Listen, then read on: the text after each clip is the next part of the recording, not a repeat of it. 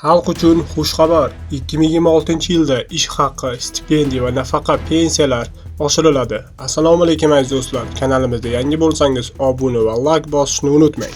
O'zbekiston hukumati yaqin yillarda fuqarolarning real daromadlarini qo'llab-quvvatlash uchun byudjet mablag'larini yo'naltirmoqchi.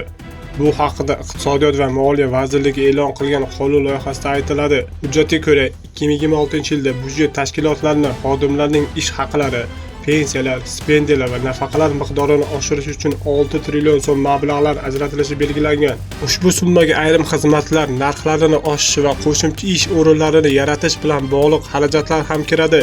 Asosiy maqsad aholiga to'lanadigan to'lovni inflyatsiya darajasini yuqori sur'atlardan oshirish. Prognozlarga ko'ra 2026-yilda O'zbekistonda iste'mol narxlarini oshish darajasi taxminan 7% ni tashkil qiladi.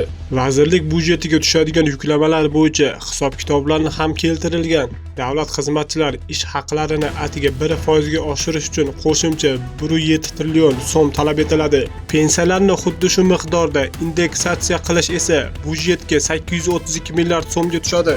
Ish haqiga doir xarajatlar hamon byudjetning eng katta bandlaridan biri bo'lib qolmoqda. 2026-yilda maoshlar va ijtimoiy soliq uchun 172 trillion so'm yo'naltirilishi rejalashtirilgan. Bu 2025-yil uchun tasdiqlangan ko'rsatkichlardan 18 trillion so'm ko'p. Stipendiyalarni to'lash uchun 2 trillion so'm ajratildi. Pensiya to'lovlari 86 trillion so'mni tashkil etadi. Nafaqalarga esa 14 trillion so'mdan ortiq mablag' yo'naltiriladi.